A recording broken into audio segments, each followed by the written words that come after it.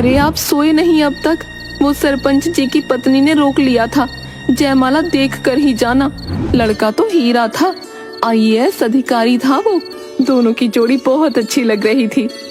हाँ सुनीता, मैंने देखा उन्हें।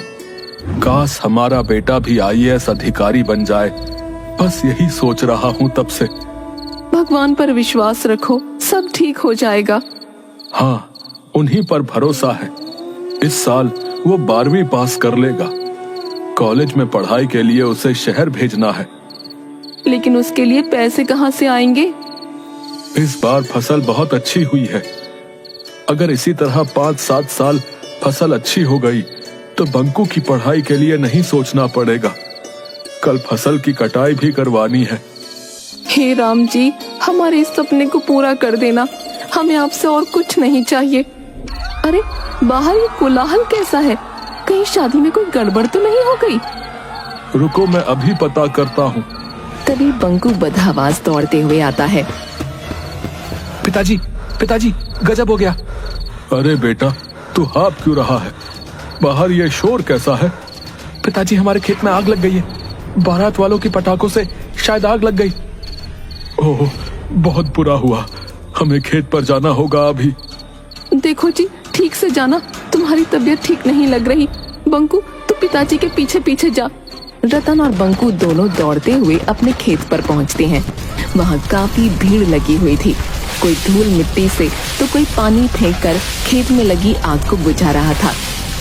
हटो हटो, मुझे आगे जाने दो। हे भगवान, ये क्या हो गया? मैं तो पूरी तरह बर्बाद हो गया। रतन, आगे मत जाओ। आग भयानक रूप ले चुकी है। भगवान पर भरोसा रखो, वो सब ठीक कर देंगे। नहीं पंडित जी, अब कुछ नहीं हो सकता। मैं तो पूरी तरह से बर्बाद हो गया। रतन वहीं पर गिर पड़ता है। अरे कोई पानी मारो रतन को, लगता है बेहोश हो गया। रतन को बंकू और ज्ञानचंद मिलकर घर ले आते हैं।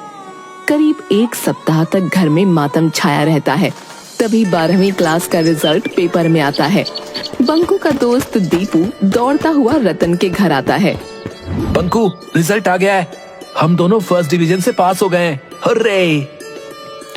क्या मैं पास हो गया? पिताजी, मैं फर्स्ट डिवीजन से पास हो गया। शाबाश बेटा, तुमसे मुझे यही उम्मीद थी। चाहे कितना भी कर्ज लेना पड़े, मैं तुम्हें आगे की पढ़ाई के लिए शहर भेजूंगा।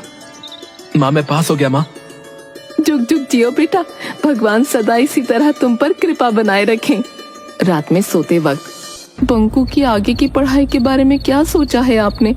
हमारे पास तो खाने के लिए भी पैसे नहीं है, फिर उसका शहर में पढ़ाई का खर्च कहाँ से आएगा? अपना खेत गिरवी रख देंगे। क्या? अगर खेत गिरवी रख दोगे तो खेती कहाँ करोगे? पैसे कैसे चुकाओगे और हम खाएंगे क्या? शहर जाकर मजदूरी करेंगे। दूसरे दिन रतन सेठ करोड़ी मल के पास जाता है।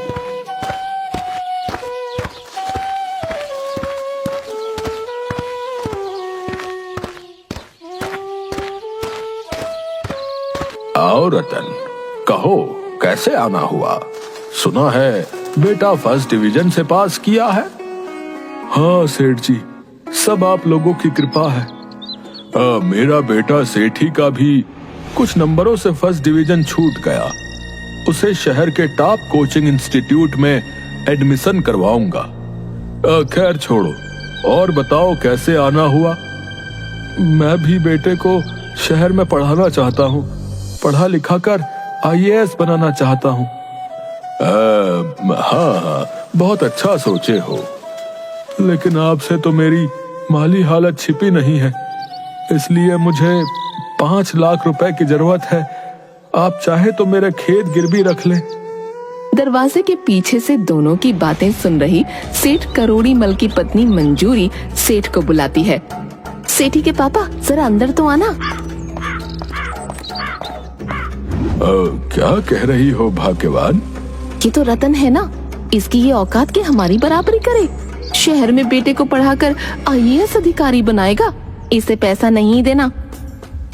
ऐसा करता हूँ कि इसे इतना सूद बोल देता हूँ कि चला जाएगा। ठीक है। हाँ तो रतन भाई, देखो, अभी मेरे पास पैसे नहीं है, सब मार्केट में दिया हुआ है, लेकिन चूंकि तुमने पहली बार मुंह खोला है इसलिए कुछ उपाय कर सकता हूँ। सेठ जी कोई भी उपाय कीजिए, लेकिन पैसे मुझे चाहिए। शहर में मेरा एक दोस्त है जो पैसे लगाता है, लेकिन वो बहुत ऊंची दर पर सूद लेता है। मुझे सब मंजूर है। ठीक है, तो कल आकर पैसे ले जाना। अच्छा। करोड़ी मल 1 साल का सूद काटकर 3 लाख रुपए रतन के हाथ में देता है। बंकू और सेठी एक ही कॉलेज में पढ़ते हैं और एक ही कोचिंग में पढ़ते हैं। देखते देखते 3 साल बीत जाते हैं।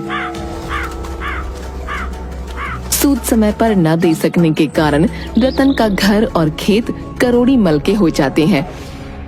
चलो सुनीता, दिल्ली चलते हैं। ये दिन ही देखना बाकी रह गया था। पुरखों की जमीन भी अब पास नहीं रही। कहाँ जाओगे? जब से शादी हुई है मैंने आज तक तो आपको शहर जाते ना देखा। ये दिन भी तो नहीं देखा था।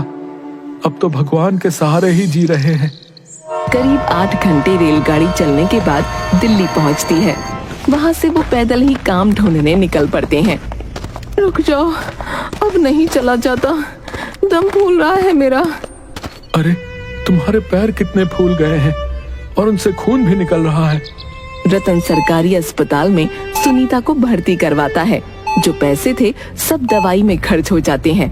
वो एक झुग्गी चाल के मालिक लाला सेठ से मिलता है।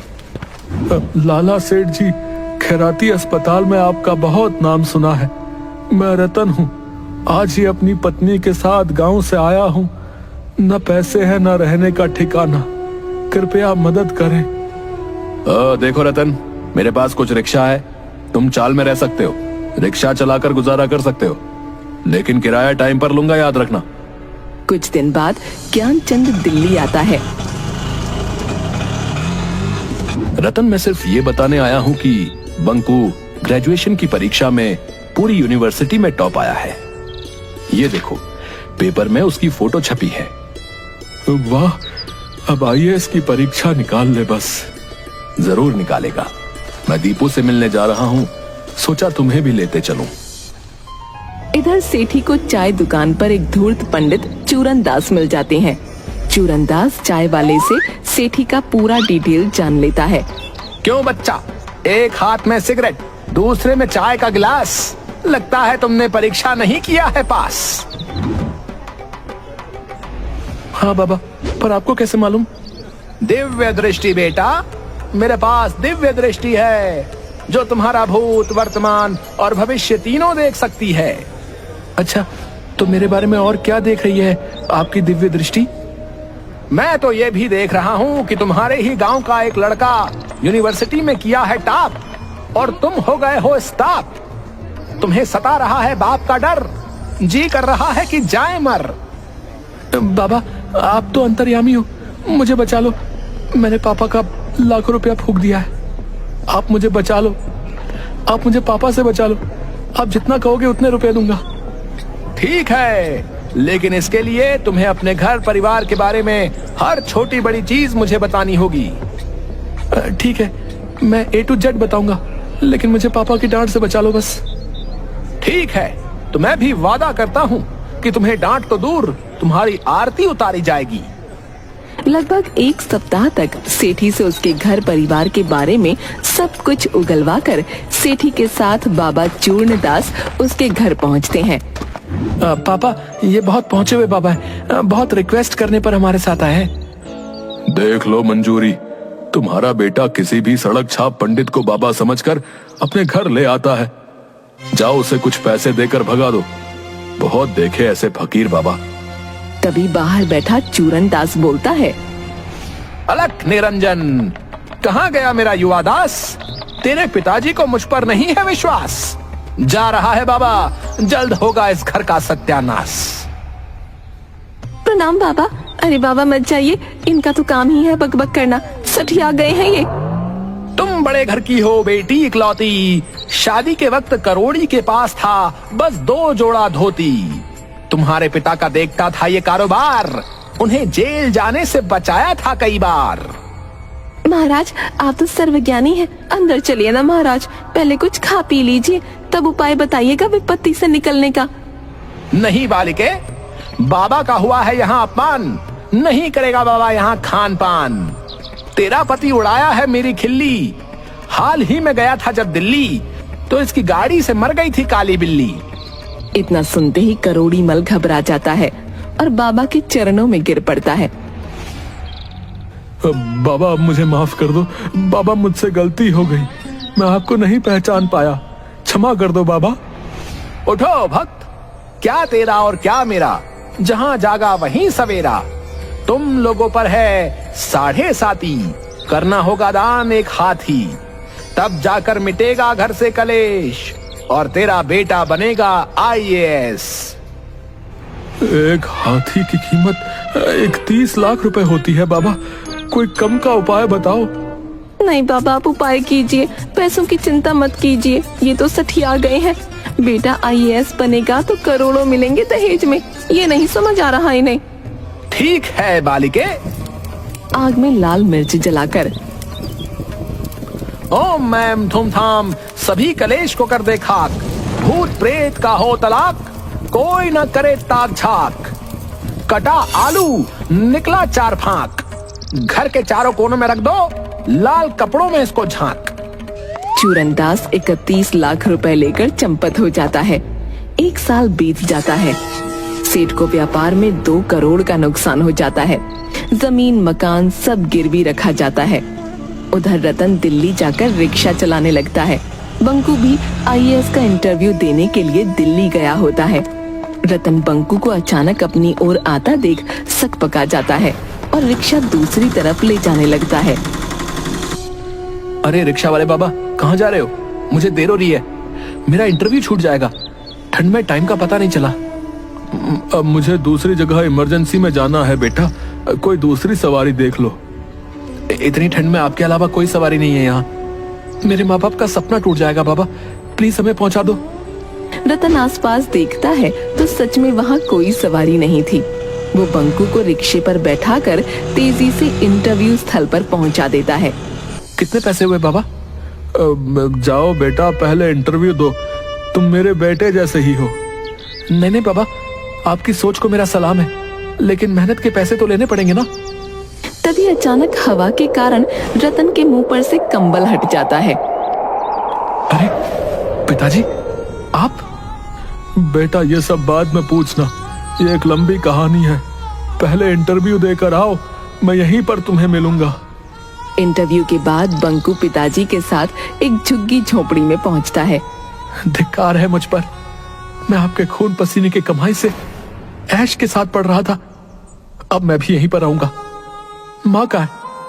वो कचरा चुनने गई होगी, आती ही होगी बेटा। थोड़ी देर में सुनीता एक बोरे में रद्दी कूड़े कचरे लिए पहुंचती है। माँ को फटे हाल में देख बंकू रोने लगता है। तू क्यों रोता है मेरे लाल, मत रो। मेरे चलते तुम लोगों का ये क्या हाल हो गया है? पिताजी, कल से मैं रिक्शा चलाऊंगा, वैसे भी रिजल्ट 1 महीने बाद आएगा। बंकू का अगले महीने रिजल्ट आता है।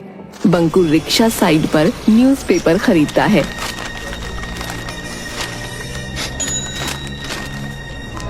अरे मेरा रिजल्ट आ गया। पिताजी के पास पहुंचकर, पिताजी मेरा सिलेक्शन हो गया। माँ, अब तुम्हें कचरा चुनने की कोई जरूरत नहीं। वाह मेरे बेटे वाह, भगवान ऐसा बेटा सबको दे जो माँ बाप का सपना पूरा कर दे।